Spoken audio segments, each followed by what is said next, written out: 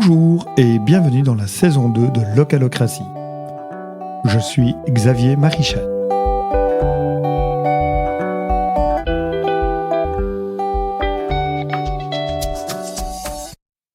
Dernier mécanisme participatif qui n'avait pas encore été abordé dans ce podcast, la consultation populaire requiert une organisation équivalente à celle d'une élection. Mais cette procédure permet à l'ensemble de la population de se prononcer de manière formelle sur un sujet d'importance. Découverte de la préparation, du déroulé et des implications d'une telle consultation avec Véronique Léonard, bourgmestre de Gouvy, qui a organisé cela en 2021 à propos de la construction d'un hall sportif dans sa commune. Chaque citoyenne ou citoyen pouvait donc répondre par oui ou par non à la commune de Gouvy a la possibilité de réaliser la construction d'un hall sportif au bout de la rue des Morceaux à Gouvy. Êtes-vous favorable à la construction de cette infrastructure sportive? Bonne découverte avec Localocratie de ces mécanismes participatifs utilisés dans des moments importants de la vie d'une commune.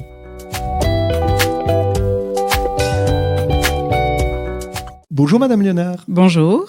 Merci de me recevoir à Gouvy, commune dont vous êtes la bourgmestre. Oui, avec plaisir. Peut-être vous laisser, peut-être nous présenter en quelques mots Gouvy d'abord, et puis votre position ou la manière dont vous exercez ce mandat depuis quelques années. Oui, donc nous sommes à Gouvy, c'est une commune rurale de la province de Luxembourg dans l'arrondissement de Bastogne. Donc la commune est composée de plus ou moins 5400 habitants sur un territoire de 165 km². Donc c'est une commune fort étendue avec une peu de densité de population. Mais voilà, c'est une commune que j'adore et qu'on adore, je pense, pour ses paysages, autant en forêt que dans les parties plus prairies. Et alors la commune est également connue au niveau international pour son festival de jazz blues au mois d'août. Alors, je suis bourgmestre de cette commune depuis 7 ans, mais j'exerce des mandats communaux depuis 4 mandats, donc ça fait déjà un petit temps. J'ai testé les chevinats, j'ai testé l'opposition et ensuite le majorat. Très bien. Et donc, si je suis venu aujourd'hui avec le micro de Localocratie jusqu'à Gouvy, enneigé en cette belle saison, c'est parce que vous avez mené il y a quelque temps une consultation populaire. Est-ce que vous pourriez peut-être d'abord nous aider, pour les auditoristes qui ne connaîtraient pas, à définir ce que c'est, quel est cet outil que le Code prévoit pour les communes? Oui, donc une consultation populaire, c'est la possibilité pour le conseil communal, soit à son initiative, soit à la demande des habitants de la commune, d'organiser une consultation des citoyens sur un projet, sur une question d'intérêt général. Donc, il y a quelques règles à suivre pour organiser cette consultation, si on veut le faire, comme vous le dites, dans le cadre du CDLD.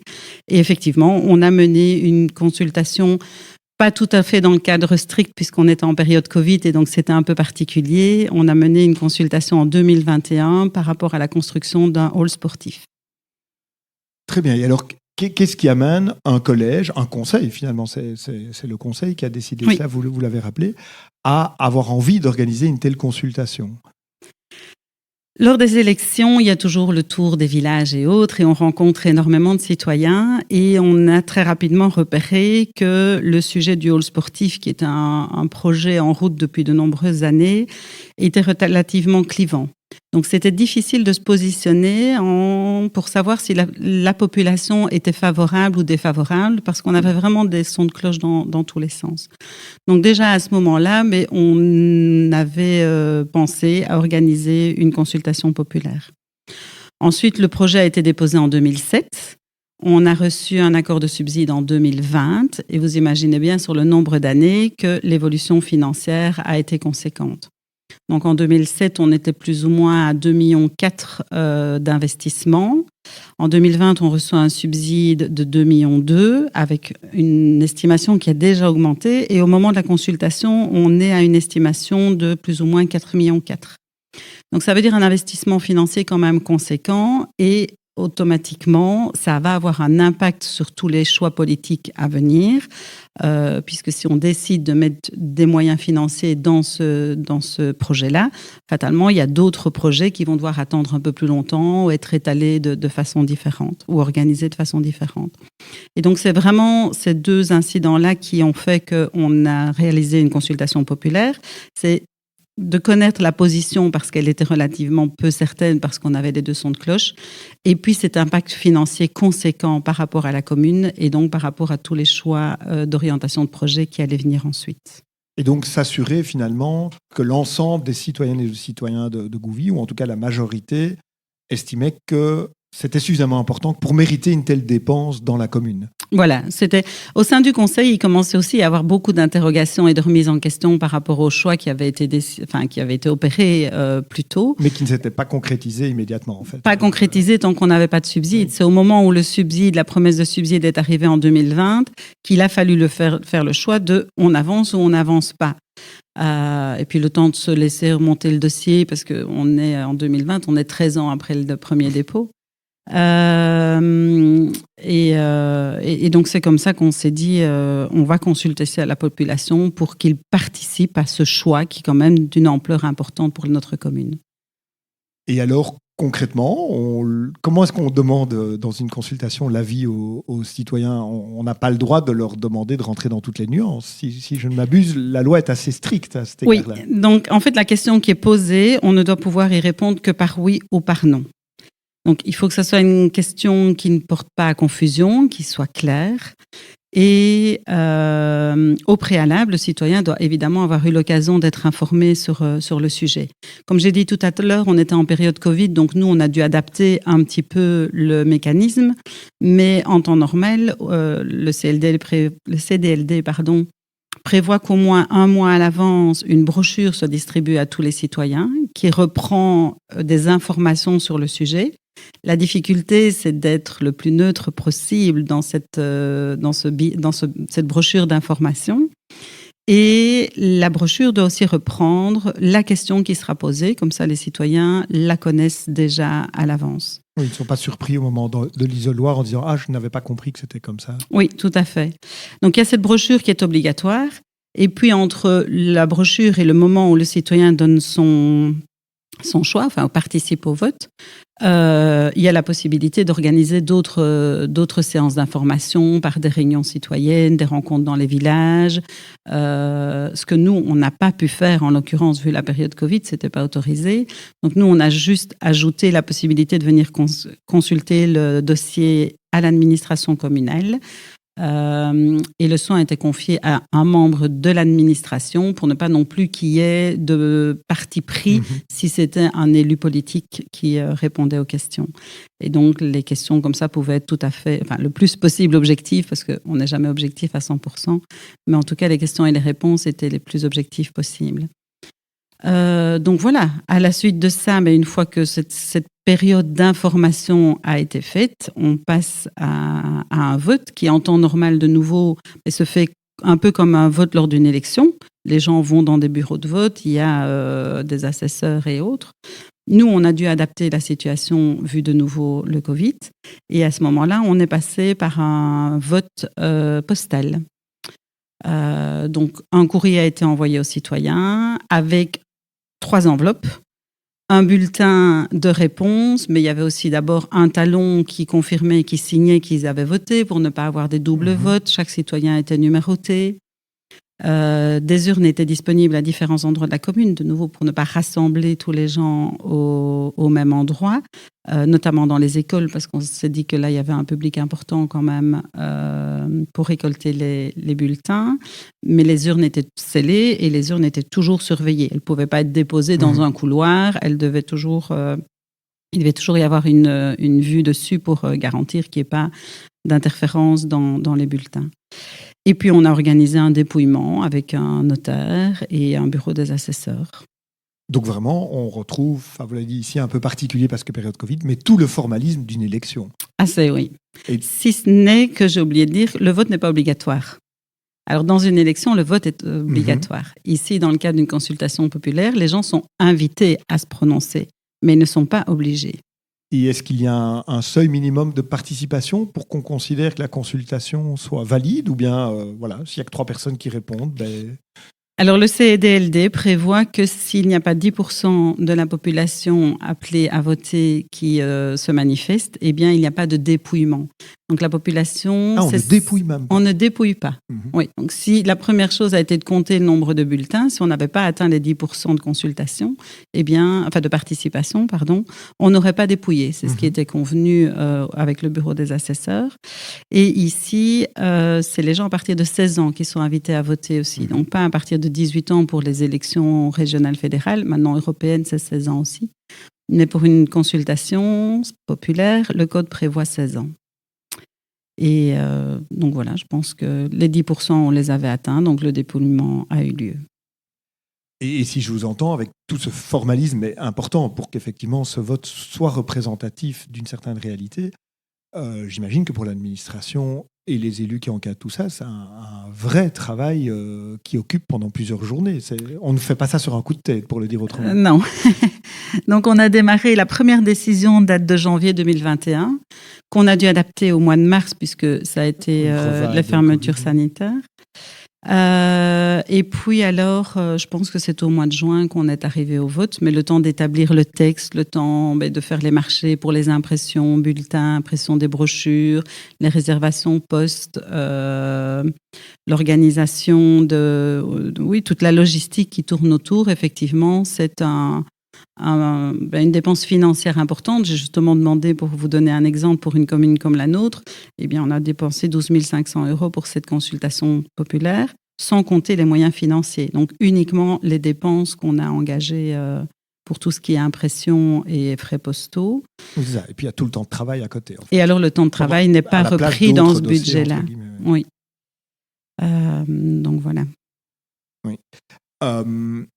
Et à partir de ce moment-là, vous avez alors obtenu une réponse de la part des citoyens. C'est ce que vous espériez ou c'est ce que votre majorité espérait, c'est-à-dire d'avoir une réponse claire ou bien c'est ambigu? Comment est-ce que ça s'est passé dans le cas précis de Gouvy? Parce que j'imagine que chaque consultation est différente. Oui. On espérait évidemment un vote clair parce que ça allait vraiment nous aider dans notre décision, en sachant que ce n'est la consultation n'a pas une obligation de suivi. Oui, donc, c'est une consultation. C'est une consultation. Le Conseil n'a pas après l'obligation de suivre les résultats de la consultation. Maintenant, si le vote est clair, c'est quand même logique de suivre les résultats de la consultation.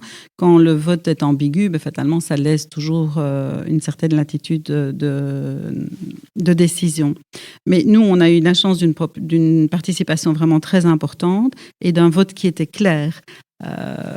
Et au niveau du conseil, alors chaque conseiller s'est individuellement positionné. Je ne me souviens plus du résultat du vote exact, mais il y en a qui ont voté pour, il y en a qui ont voté contre. Et à la majorité, la poursuite du projet a été décidée. Et quelque part, en cohérence avec ce que la partie de la population qui avait participé à la consultation avait exprimé comme souhait. En fait. Oui, puisque un peu plus de 50% de la population a participé au vote.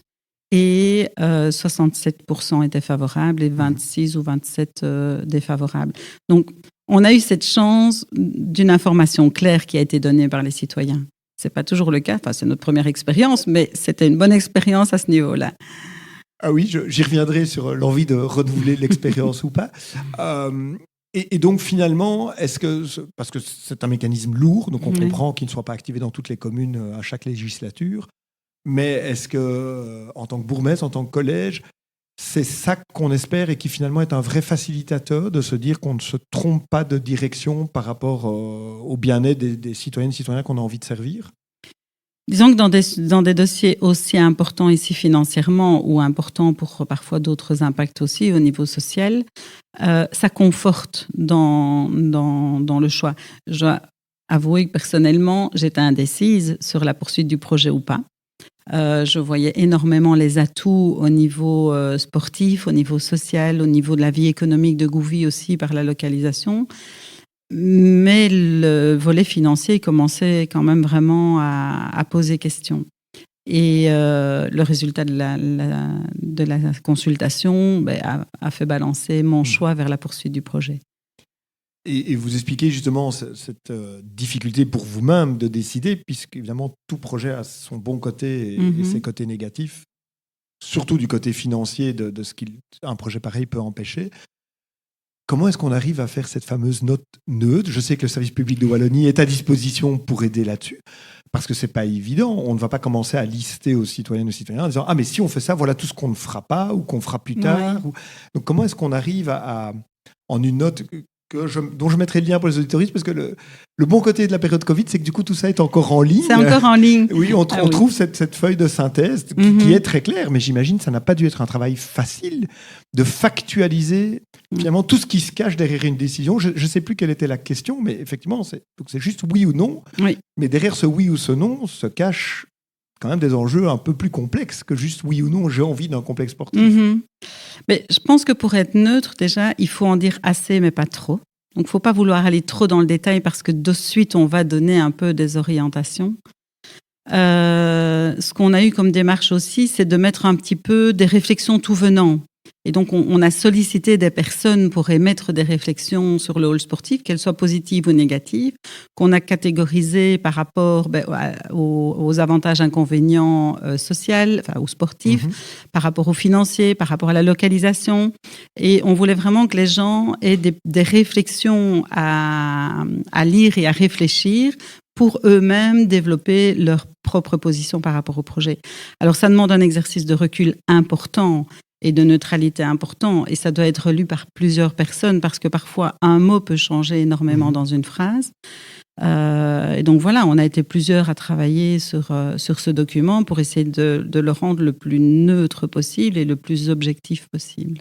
C'est ça en fait qu'on sent vraiment, je trouve, quand on le lit, c'est qu'en fait vous relistez bien tous les enjeux pour aider chacune et chacun à penser à toutes les facettes de ce qu'un tel projet implique. En fait, on a tous la perspective qui nous plaît ou qui nous plaît pas, mais en fait, il y a plusieurs perspectives dans un projet d'une telle ampleur. Oui, c'est le travail qu'on a essayé de faire. Ouais.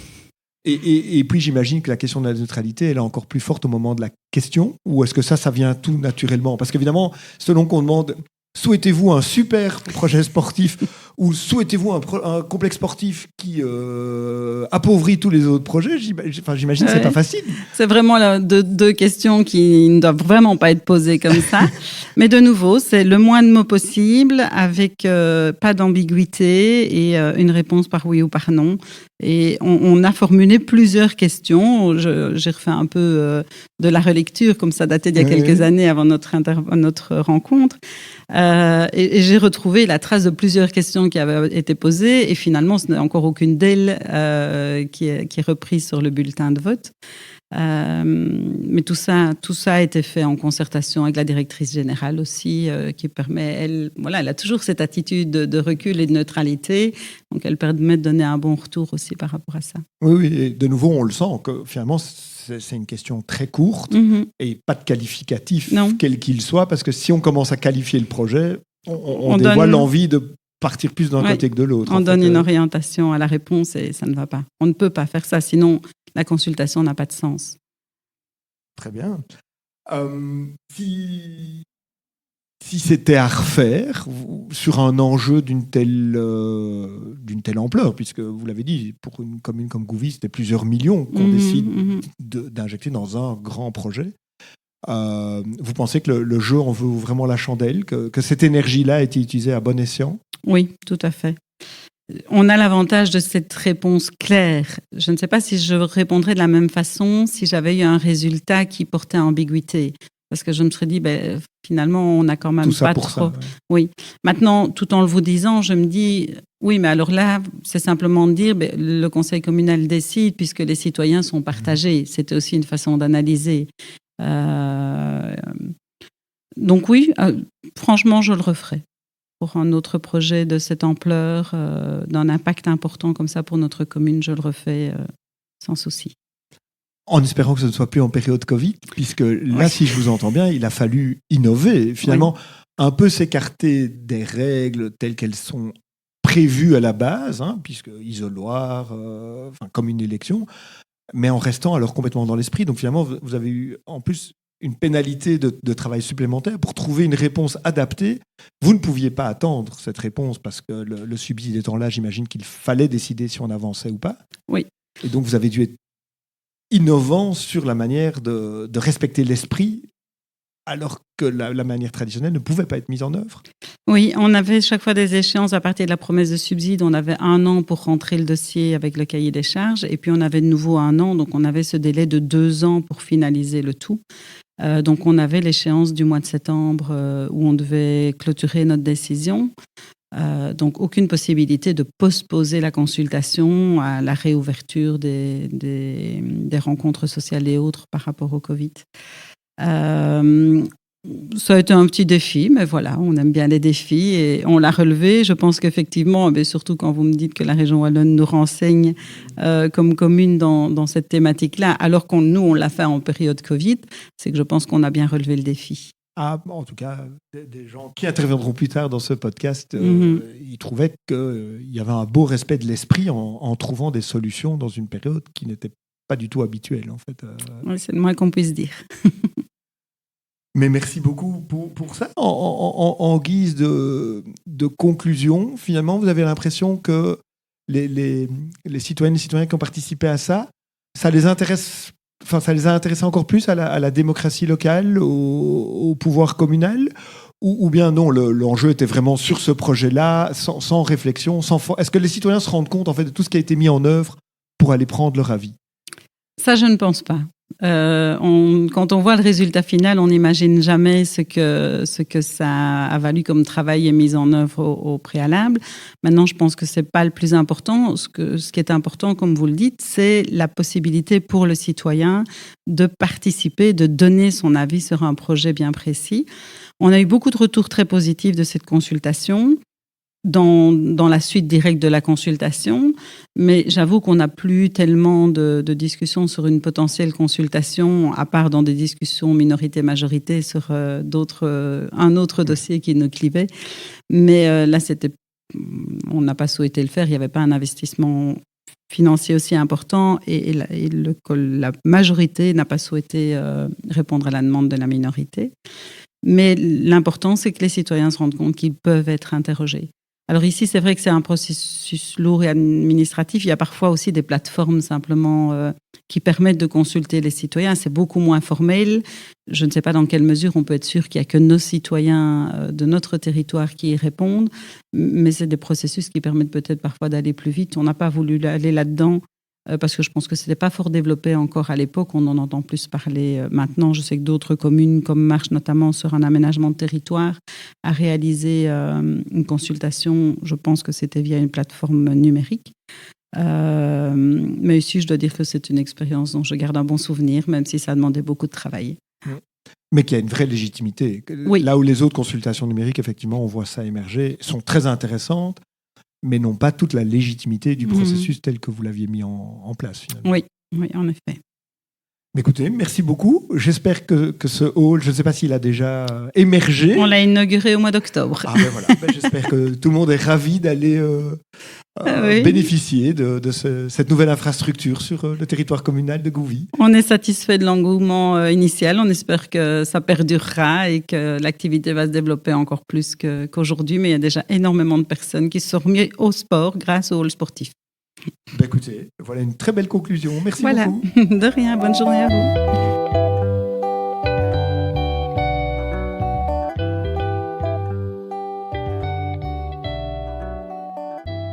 Outre tout le poids de l'organisation d'une telle consultation populaire, je retiens 2 choses de la discussion avec la bourgmestre de Gouvy.